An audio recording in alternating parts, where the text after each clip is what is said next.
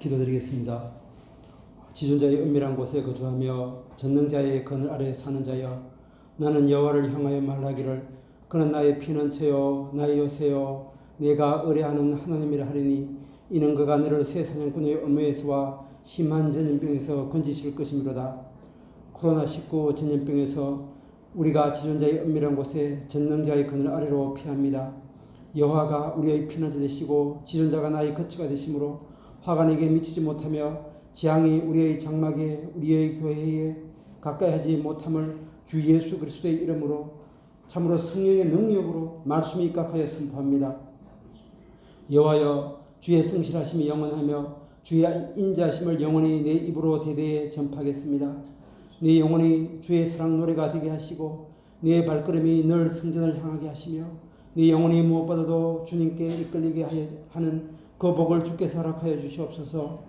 마음은 원이로되 육신이 약하여 죄로 급히 달려가는 하나님 아버지, 죽을 수밖에 없는 죄인임을 아버지 앞에 고백할 수밖에 없습니다. 주님, 성령 충만함 없이는 이에 가득한 악독과 죄를 이길 수 있는 방법이 없습니다. 그저 우리가 소망하고 기도하는 것은 주의 성령을 거두지 마시옵소서. 주의 성령 충만함을 주께서 허락하여 주시옵소서.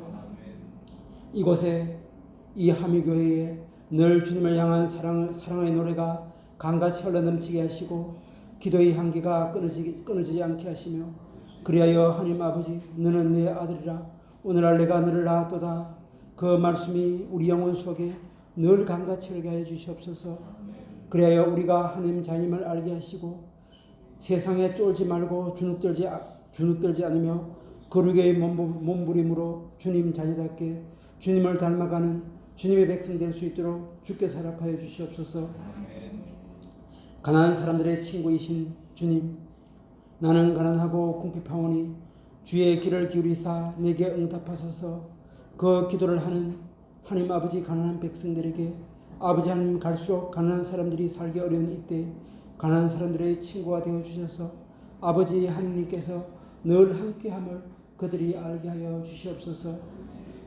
어지러운 때 가난한 사람들은 더 어려워지고 더 가난해집니다. 주님, 이들을 주님 강보에 싸는 어미된 마음으로 주님께서 싸매시고 회복하게 하시서 아버지 하나님께서 만나를 공급하셨듯이 아버지께서 이들에게 만나를 공급하여 주시옵소서. 하미교회를 아버지께서 세우셨사오니 하나님 아버지의 종된 하나님 아버지의 목자들에게 성령을 강같이 흐르게 하시고 늘 성령의 두루마리로 주께서 입혀주셔서 아버지 하나님, 이들이 영육간에 강건케 하시고 하나님 아버지 영혼이 늘 새롭게 하나님 아버지 독수리 날개치같이 곤빛지 아니하고 시냇가에 심은 나무처럼 씨를 쫓아 열매 맺는 하나님 아버지 주의 백성을 주께서 허락하여 주시옵소서. 아멘. 아버지 하나님, 한 사람 한 사람 화미교회 백성들 아버지 하나님 주 예수 그리스도의 날개 건지게 따르러 피합니다. 아버지 하나님, 이 어려운 시국에 아버지께서 지키시고 아버지께서 인도하여 주셔서 하나님 아버지, 아버지의 영광이 되게 하여 주시옵소서. 아멘. 감사합니다. 예수님 이름으로 기도드렸습니다. 아멘.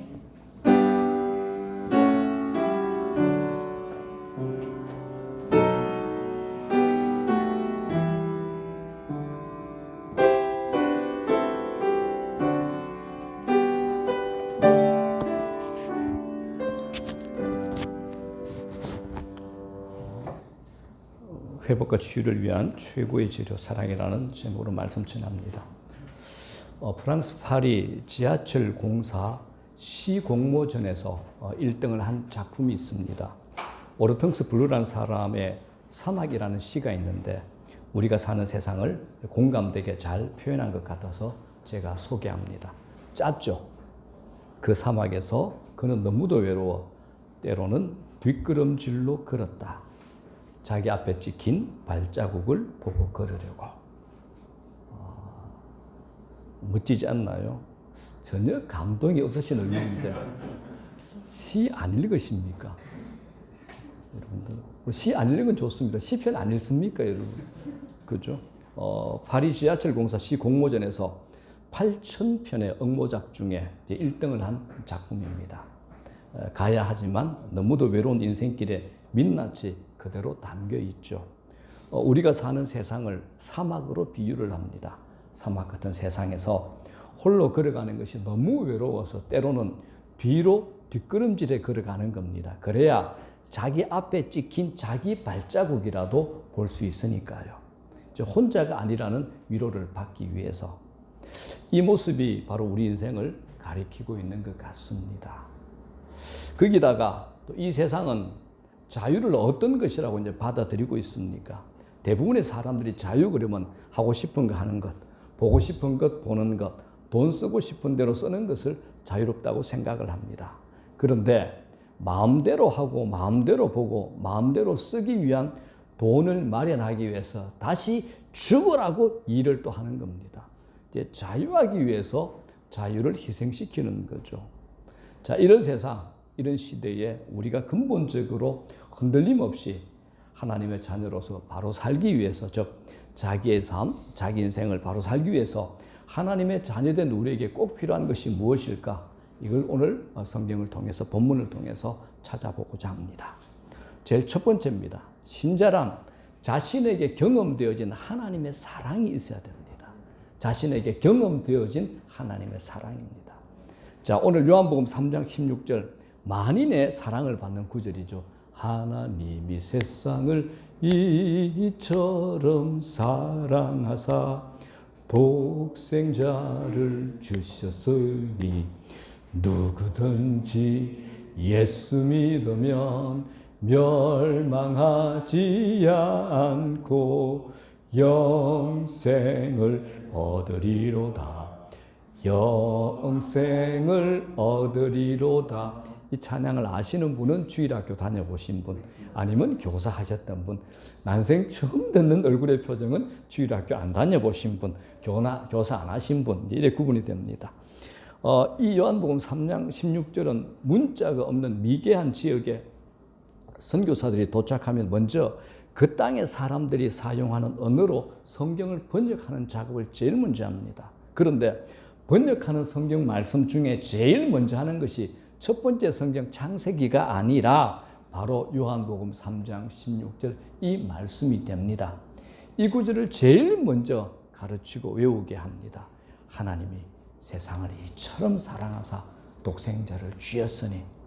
자, 이 말씀 안에 예수 믿는 우리 모든 사람들이 전부 포함이 되어 있습니다. 하나님이 이처럼 사랑 안에 우리 모두가 다 들어가 있는 겁니다. 자, 여러분, 사랑이 뭘까요? 사랑. 요새 트로트가 유행이 돼가지고 사랑이 뭐냐고 물으신다면 뭐 눈물의 씨앗이라고 이런 거 말고요. 사랑은 느끼는 겁니다. 느껴야 됩니다. 오랫동안 예수 믿고 하나님이 자기를 사랑하신다는 것을 알고 있는 분들에게 내가 말씀 좀 드리고 싶습니다. 하나님의 사랑은 아는 것이 절대 끝이 아닙니다. 머리 안에서 이해하고 받아들이는 것이 끝이 아니라는 겁니다. 사랑은 느껴져야 됩니다. 느끼셔야 됩니다.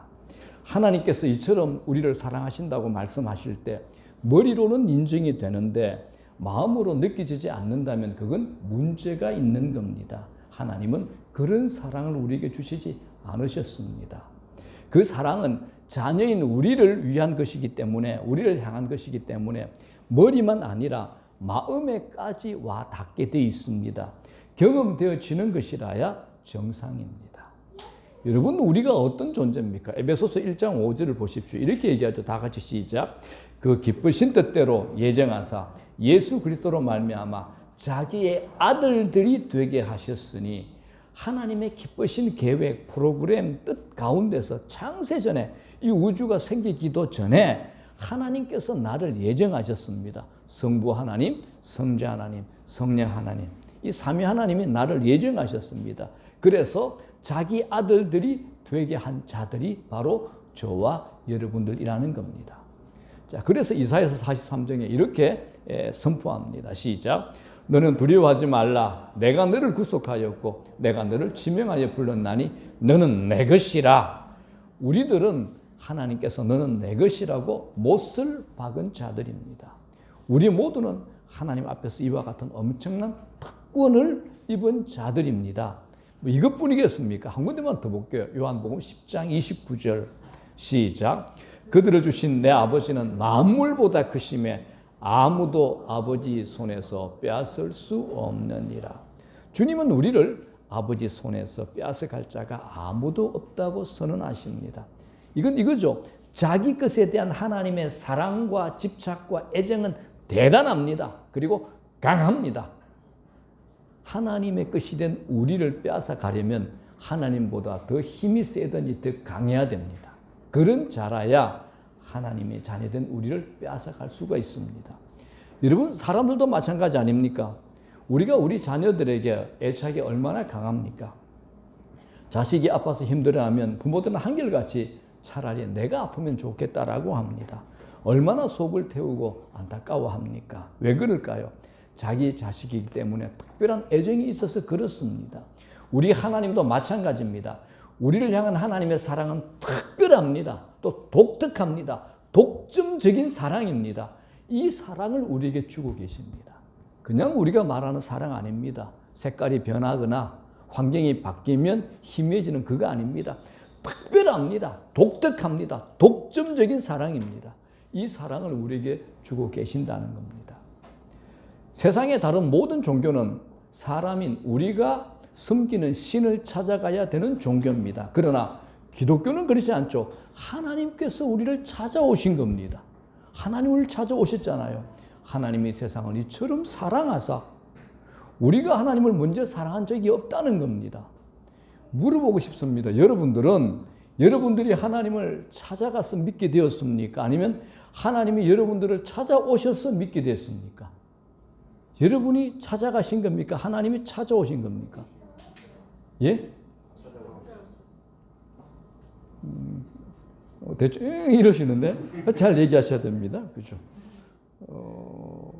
하나님이 우리를 찾아오신 거죠. 이건 비교가 안 되는 이야기입니다, 여러분들. 그렇기 때문에 우리를 향한 하나님의 사랑은 포기가 없습니다. 자기 자식이기 때문에 특별히 주시는 그런 사랑입니다. 이걸 요한복음 13장 1절에 제가 너무 하는 표현으로 예수님께서 친히 이렇게 얘기합니다. 시작. 세상에 있는 자기 사람들을 사랑하시되 끝까지 사랑하시니라. 아니, 주님이 우리를, 나를 끝까지 사랑하신다는데, 여러분, 이거 끝까지 잊어버리면 안 됩니다. endless. 끝까지 사랑하신다는 겁니다. 근데 우리가 예수 믿다 보면 믿음이 약해지고 이 믿음이 병들 때도 있습니다. 살다 보면 주님이 기뻐하지 않는 자리에 있을 때도 있습니다.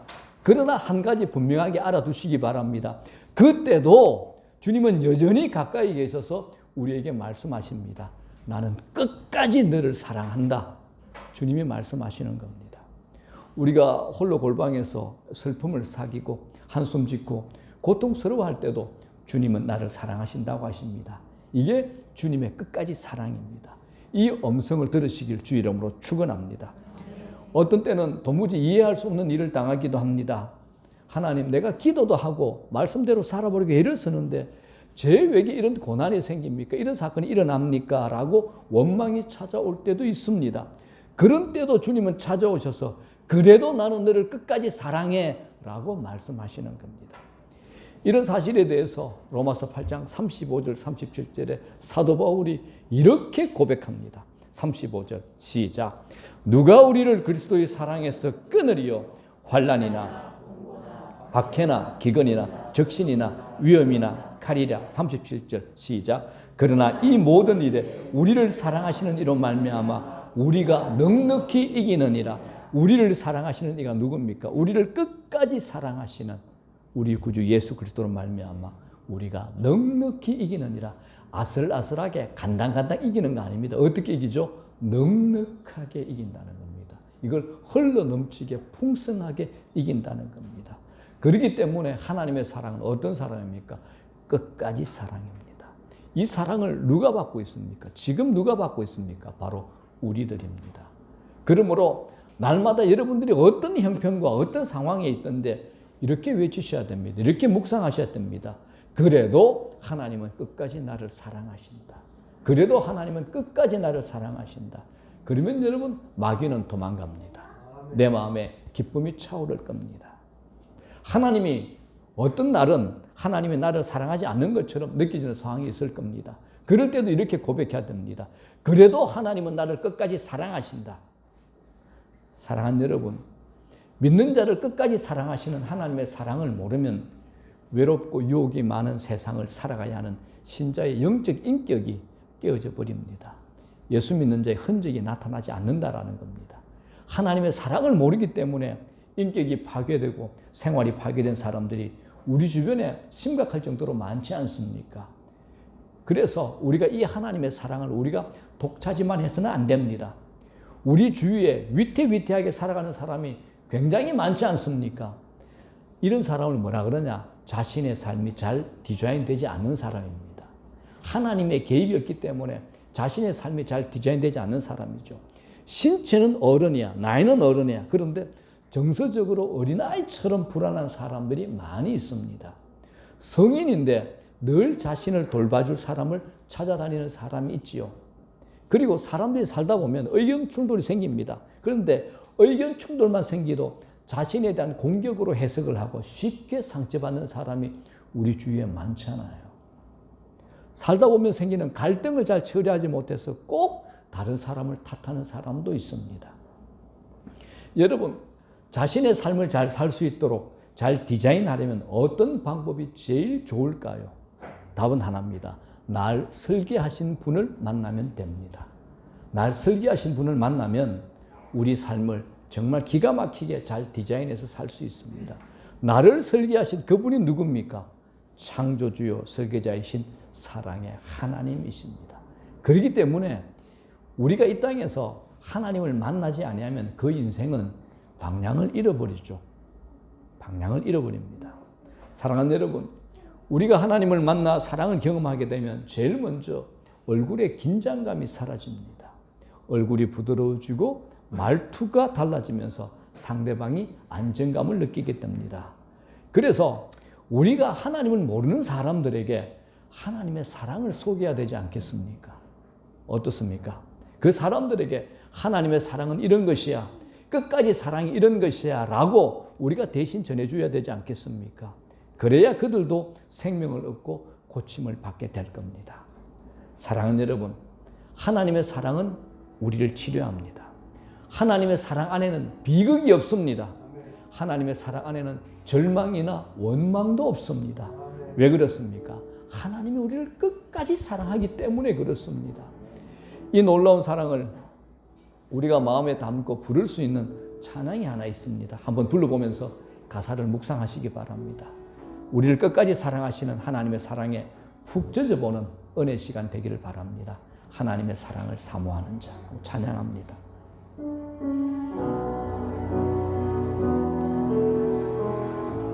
하나님의 사랑을 사모하는 자, 하나님의 사랑을 사모하는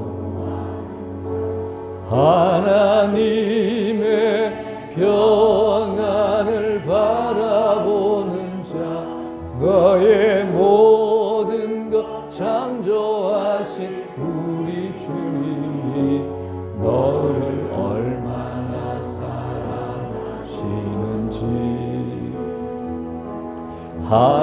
하나님께 찬양과 경배하는 자, 하나님의 선하심을 닮아가는 자, 너의 모든 것 창조하신 우리 주님이 너를 자녀 삼으셨네.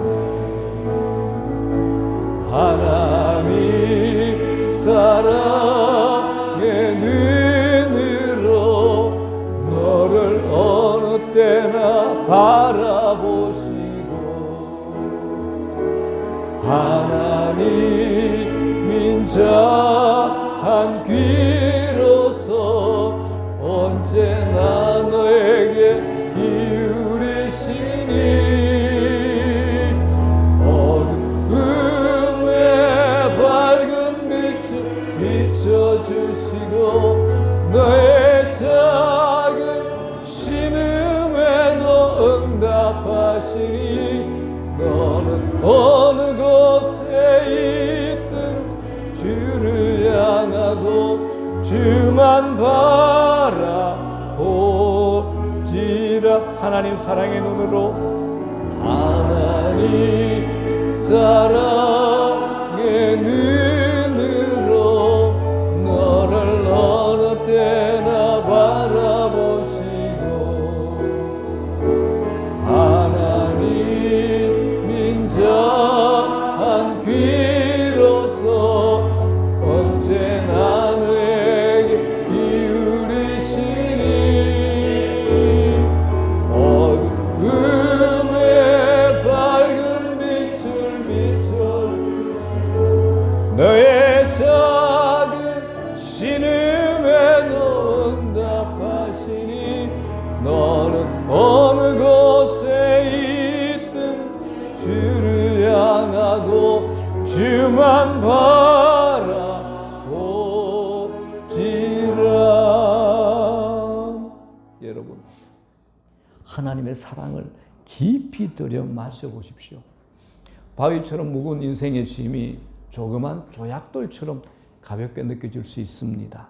그렇게 되어야 우리 입에서 찬송이 나오고 감사가 저절로 흘러나올 수 있습니다.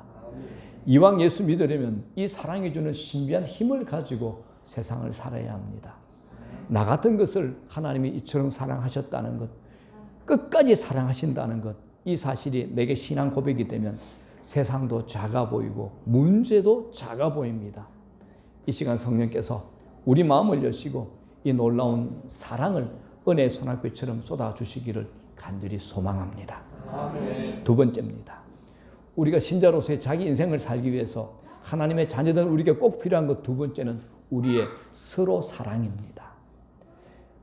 여기서 우리가 남을 사랑하는 것이 왜 우리의 삶에 필요한가라고 질문을 던져볼 수 있습니다. 사랑하는 여러분, 하나님은 우리 아버지 되십니다. 하나님이 우리 아버지라는 말은 하나님과 우리의 관계를 나타냅니다. 자식은 아버지의 유전자를 물려받습니다. 아버지의 기질과 체질과 정서가 유전됩니다.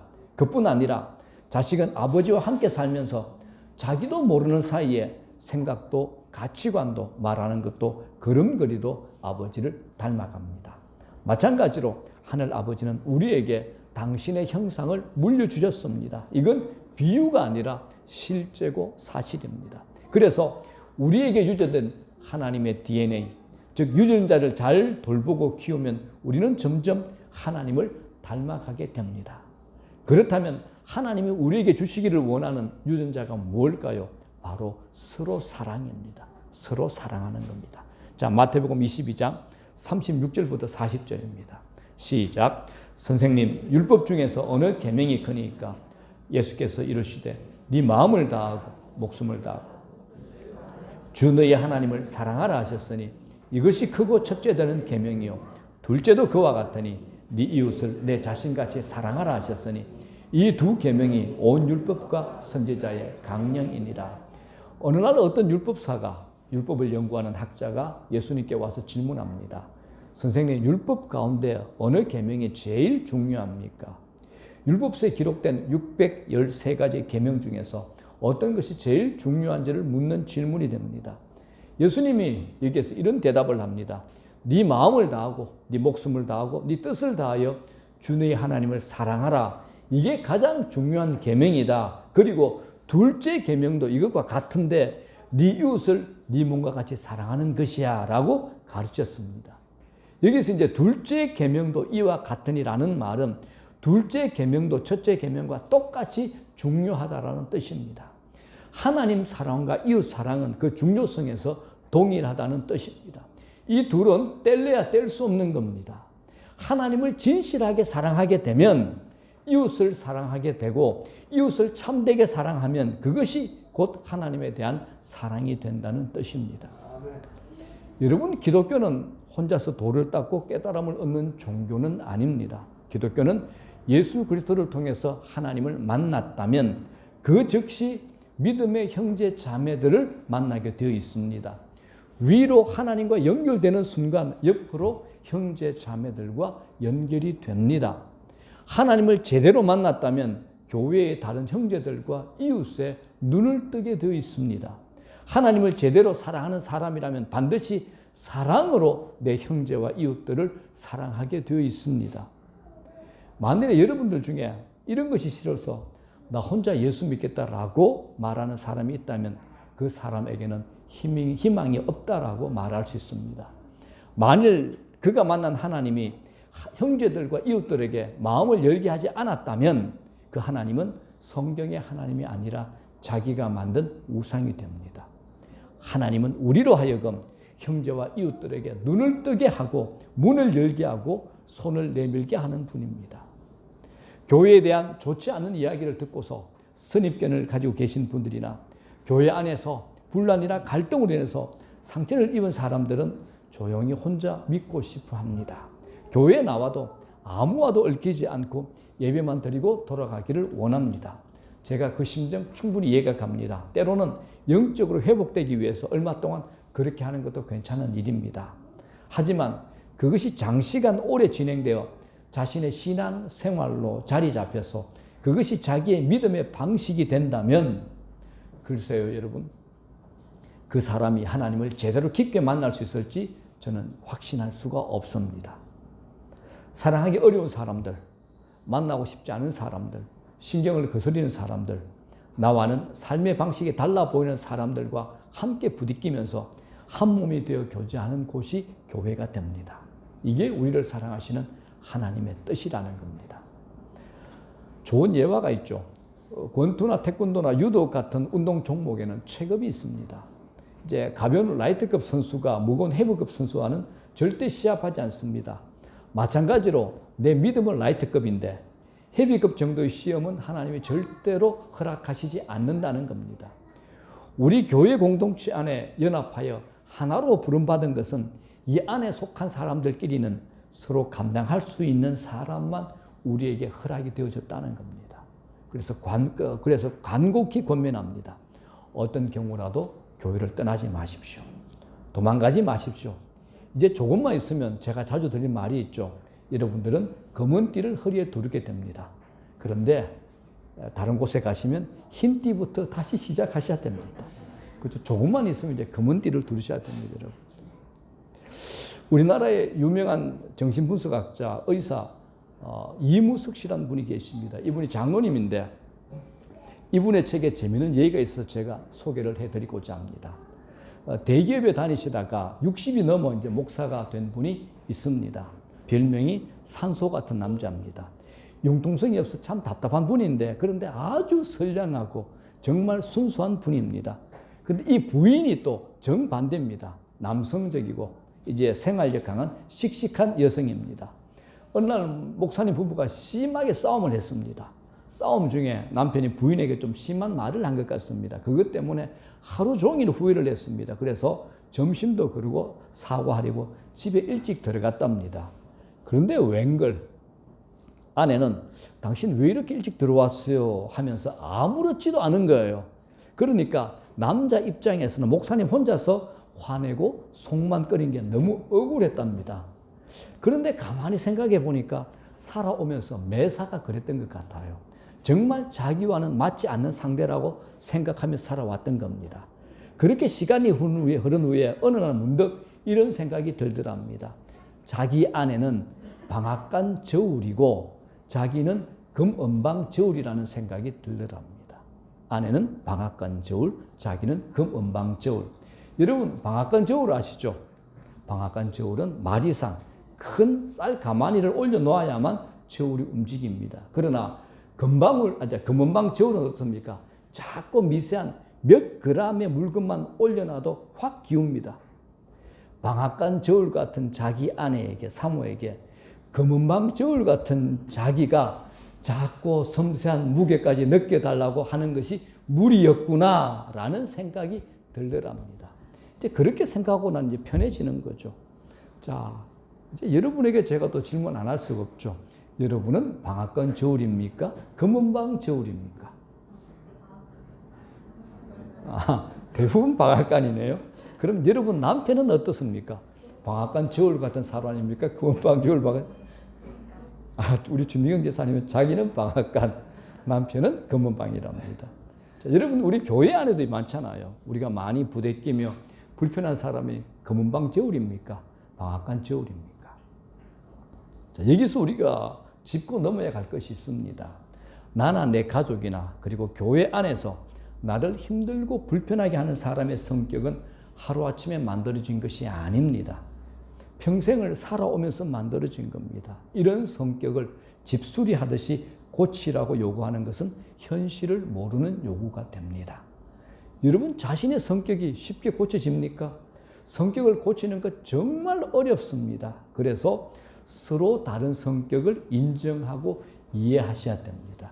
그래야 서로가 행복합니다. 아, 저 사람은 방앗간 저울, 저 사람은 금은방 저울 인정하시기 바랍니다. 자기 인생을 살기 위해서 하나님의 자녀된 우리에게 꼭 필요한 것, 여러분 서로 사랑하는 겁니다. 받아주는 겁니다. 용납할 수 있는 겁니다. 자, 이제 세 번째입니다. 우리는 하나님이 이 세상에 보내신 자라는 겁니다.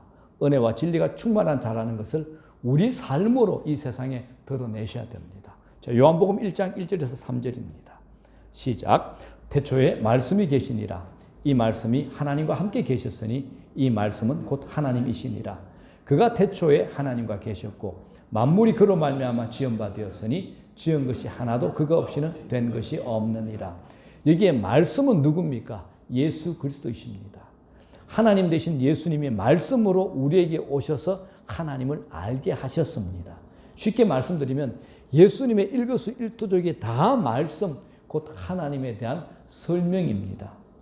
예수님께서 이 땅에 계신 전 생애를 말씀으로 사셨습니다. 그리고 우리도 저와 여러분도 예수 믿는 우리도 그렇게 보냄을 받았다는 겁니다. 우리도 그렇게 보냄을 받았습니다. 지금은 그동안 작동이 잘 되었던 세상의 시스템이 코로나로 인해 묶여버려서 사람들이 예민해지고 많이 답답해합니다. 특별히 교회에 대해서 더 예민해하고 민감해합니다. 우리가 보시다시피 어떤 지역이나 어떤 모임에서 시작한 큰 감염보다 교회의 조그만 감염은 매스컴에서 특종으로 우리 교회가 욕을 먹습니다. 얼마 전 한교총에서 조사한 자료를 보니까 우리나라 국회의원 300명 중에서 여러분 크리스찬이 몇 명 될 것 같습니까? 우리나라 국회의원 300명에서 대략 조사한 바로는 크리스찬이 125명이랍니다. 많죠. 42%예요. 신앙 고백이 있건 없건 교회에 우호적인 사람이 이렇게 많은데도 교회는 늘 대표적으로 앞장서서 욕을 얻어먹습니다. 이걸 여러분 단순하게 평면적으로 생각하지 말고 성경적으로 영적으로 해석을 하셔야 됩니다. 세상은 신자된 우리의 말과 행동에 주목하고 있습니다. 왜요? 신자라면 교회라면 뭔가 달라야 한다라고 생각하기 때문에 그렇습니다. 제가 사는 아파트가 대략 1000세대가 넘는 큰 단지의 서민 아파트입니다. 어쩌다가 제가 이제 동대표를 맡게 됐는데 동대표가 6명인데